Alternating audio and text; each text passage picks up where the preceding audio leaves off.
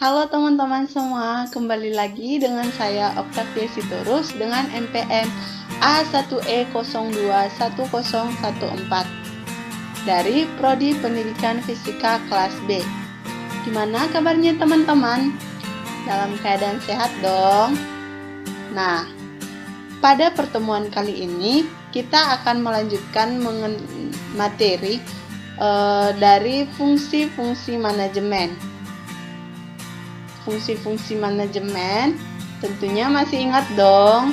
Yang pertama yaitu fungsi perencanaan, yang kedua fungsi pengorganisasian, yang ketiga fungsi penggerakan, dan yang keempat fungsi pengawasan. Nah, topik berikutnya yaitu konsep manajemen pendidikan tingkat sekolah dasar. Adapun indikator dari konsep manajemen pendidikan tingkat sekolah dasar yaitu yang pertama pengertian manajemen sekolah dasar, yang kedua kerangka manajemen sekolah dasar, yang ketiga ruang lingkup manajemen sekolah dasar, yang keempat sekolah dasar yang efektif, yang kelima fokus manajemen sekolah dasar, dan yang keenam yaitu penerapan. Nah, pertama pengertian manajemen sekolah dasar. Sekolah dasar adalah sebuah organisasi sosial yang mempunyai tujuan yang telah ditetapkan. Tujuan utama sekolah dasar memberikan pendidikan yang berkualitas kepada peserta didik di sekolah dasar. Kepala sekolah adalah pengelola sekolah, akan tetapi kerja sama guru, orang tua siswa dan siswa, serta anggota masyarakat yang sangat penting dengan tujuan agar sekolah dasar dapat dikelola secara efektif dan efisien. Menurut Marini, manajemen sekolah dasar merupakan kegiatan mengelola atau mengatur sekolah dasar.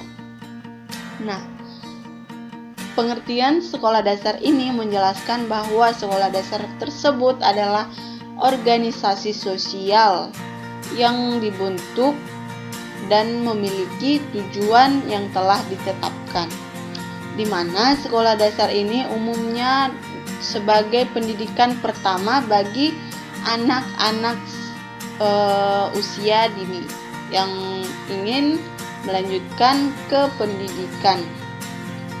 Nah, peran manajemen yang dilakukan oleh guru-guru di sekolah dasar menurut Marini yaitu yang pertama, bekerja sama dengan kepala sekolah dan guru-guru yang lain dalam persiapan dan pengembangan pengajaran, bahan ajar, program, metode, dan penilaian.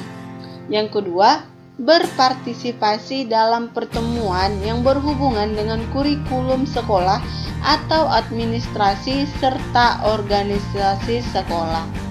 Yang ketiga, berkontribusi pada seleksi pengembangan profesional dari guru yang lain. Yang keempat, mengkoordinasikan atau mengelola pekerjaan guru-guru lain.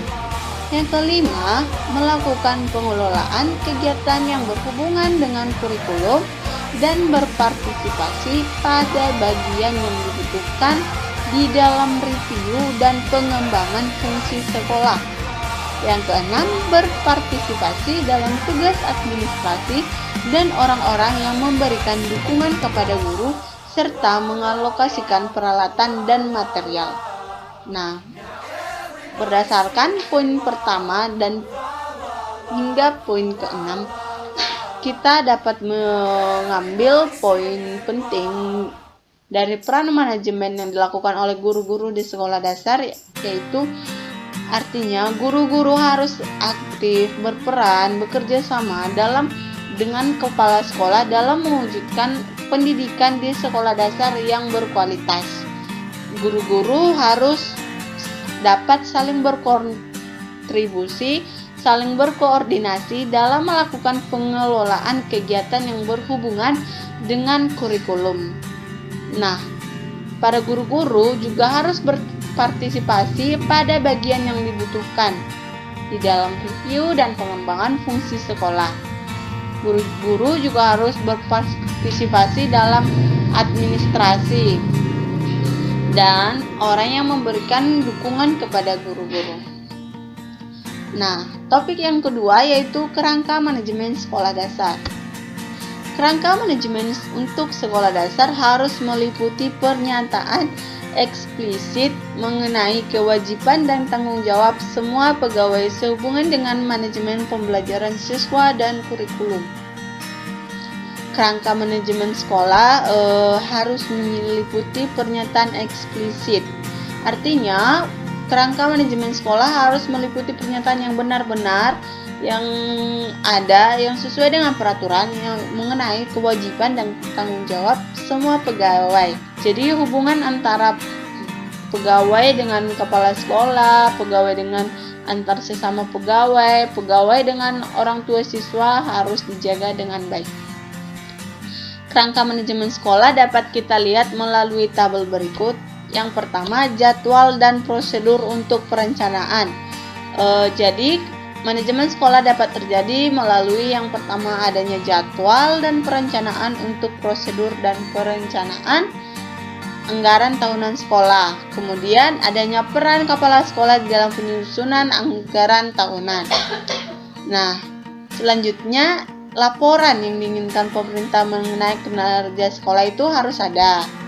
Kemudian wewenang yang didelegasikan kepala sekolah kepada para guru-guru, pengaturan untuk melakukan orientasi pembayaran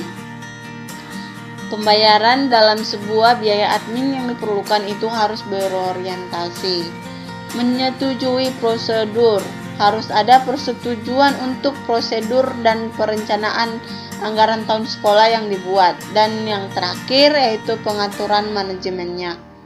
Jika ada ketidaksesuaian dalam manajemen yang sudah dibentuk, maka harus ada pengaturan untuk menyesuaikan manajemen tersebut agar dapat sesuai dan disetujui oleh para pelaku manajemen atau para anggota-anggota manajemen tersebut.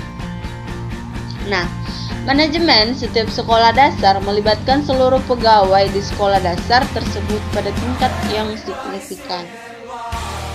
Tanggung jawab ini harus dilaksanakan di dalam kerangka yang diciptakan di bidang kurikulum, penilaian, dana manajemen sekolah, dan guru-guru di dalam sekolah tersebut.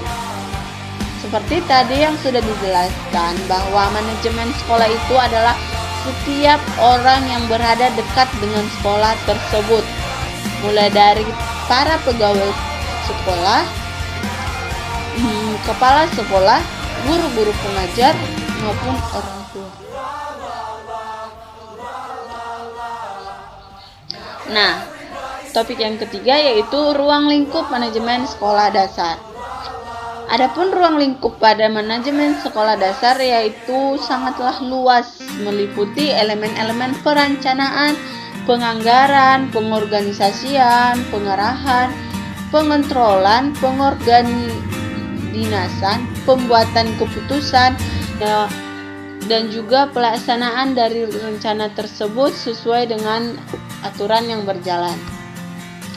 Yang keempat, sekolah dasar yang efektif. Sekolah dasar yang efektif merupakan sekolah yang memenuhi kebutuhan yang diidentifikasi secara lokal dari sumber daya yang ada dan menjamin bahwa siswa datang secara teratur dan memiliki hasil tes yang baik. Sekolah dasar yang efektif itu tidak hanya menambah jumlah siswa tanpa mengetahui hasil dari kegiatan sekolah yang dilakukan oleh siswa tersebut apakah berhasil atau tidak. Seperti sekolah-sekolah yang biasa. Kalau sekolah efektif ini merupakan sekolah yang memenuhi kebutuhan atau melebihi target yang direncanakan. Menurut definisi ini, sekolah dasar yang efektif lebih memfokuskan kualitas daripada kualitas proses. Kualitas hasil itu lebih diprioritaskan. Tidak memperdulikan bagaimana proses yang dilakukan itu berjalan dengan sesuai kurikulum atau tidak. Namun sekolah yang efektif itu yang akan dicapai melalui proses, walau prosesnya lebih lama atau tidak tepat waktu, mereka lebih mengorbankan waktu daripada hasil yang biasa saja, hasil yang kurang memuaskan. Kepemimpinan yang kuat artinya sekolah memiliki misi akademis yang jelas, memiliki standar, dan menciptakan etos yang baik.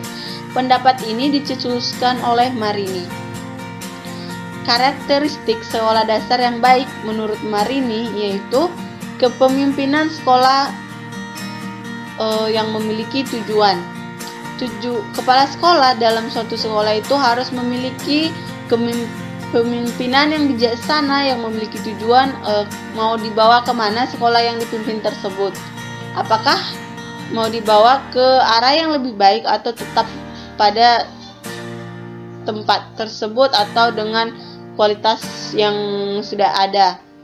Yang kedua, keterlibatan kepala sekolah. Kepala sekolah tidak hanya mengarahkan, melainkan terlibat dalam program-program yang ada di sekolah tersebut. Yang ketiga, keterlibatan pegawai sekolah di dalam perencanaan. Para pegawai sekolah juga dibutuhkan dalam memberikan saran dalam membuat perencanaan yang akan dicapai. Yang keempat, konsistensi, keberlanjutan, dan kemajuan di dalam kegiatan pengajaran. Di sini guru-guru pengajar yang berperan sebagai kemajuan dalam kegiatan pengajaran. Guru-guru harus kreatif dalam menentukan media pembelajaran yang akan dilakukan di dalam kelas. Pendekatan pembelajaran yang terstruktur artinya pendekatan pembelajaran dilakukan secara teratur sesuai dengan rencana yang dibuat. Yang keenam, pengajaran yang menantang secara intelektual. Yang ketujuh, lingkungan yang berpusat pada pekerjaan dan iklim kerja yang positif. Yang kedelapan, tugas yang terdefinisi secara jelas. Yang kesembilan, komunikasi yang baik antara guru dan siswa. Dalam satu kelas itu pastinya yang paling diperlukan yaitu komunikasi yang baik antara guru dan siswa. Jika guru sudah membenci siswanya atau siswa yang membenci gurunya, maka kegiatan pembelajaran itu tentunya tidak akan berlangsung sesuai dengan apa yang diharapkan. Karena sudah ada unsur ketidaksukaan, ketidaknyamanan dalam pembelajaran tersebut. Di mana yang seharusnya yang terjadi dalam proses pembelajaran itu adanya rasa saling nyaman yang membuat kita atau para siswa tersebut dapat menerima pengajaran yang diberikan oleh gurunya. Yang ke-10, catatan tertulis. Yang ke-11, keterlibatan orang tua dan masyarakat. Yang ke-12 yaitu pekerjaan yang ditujukan dan bernilai.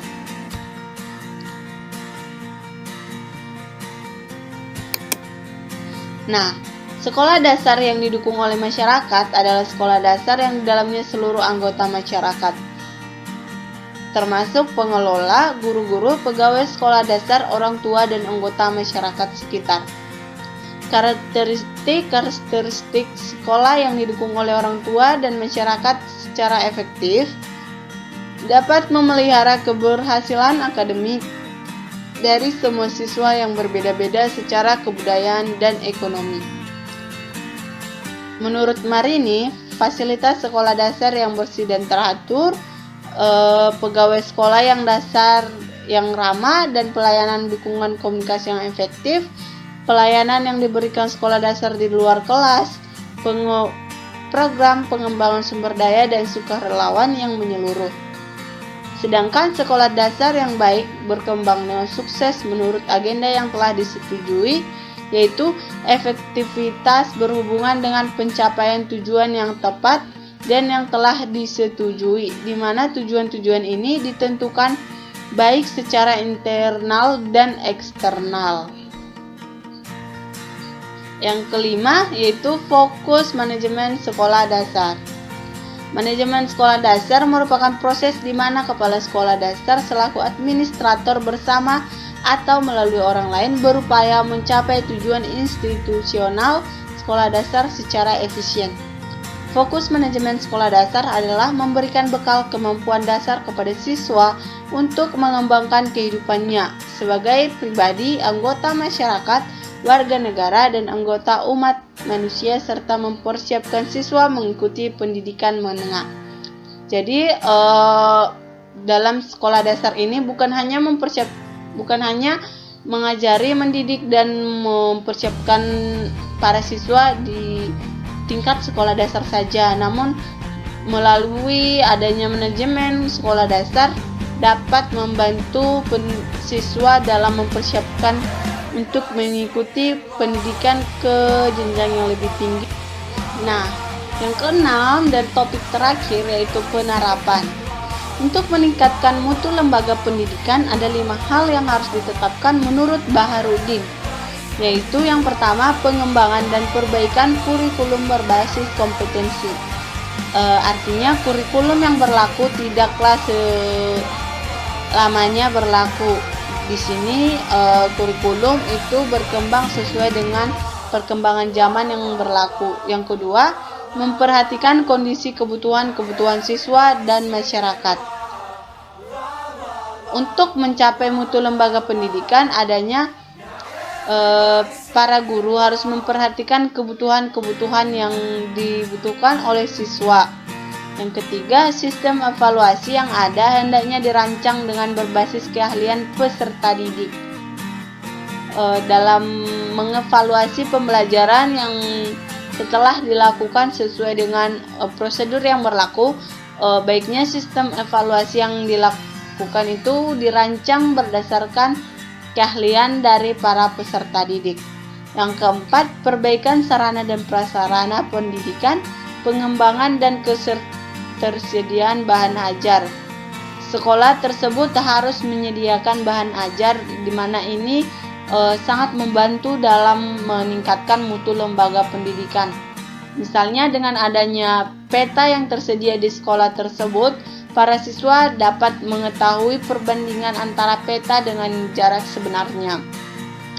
Yang kelima, menambah intensitas pelaksanaan pelatihan atau training bagi pendidikan dan tenaga kependidikan.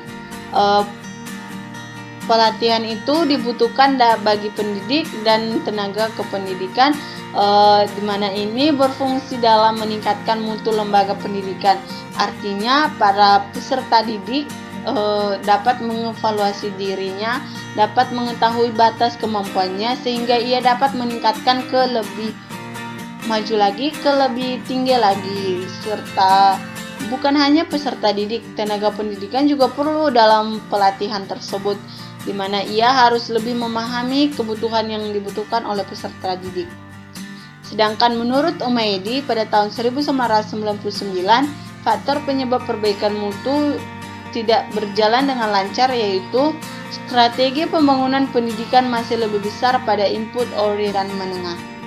Nah, dari pembahasan kita kali ini sekian yang boleh saya paparkan.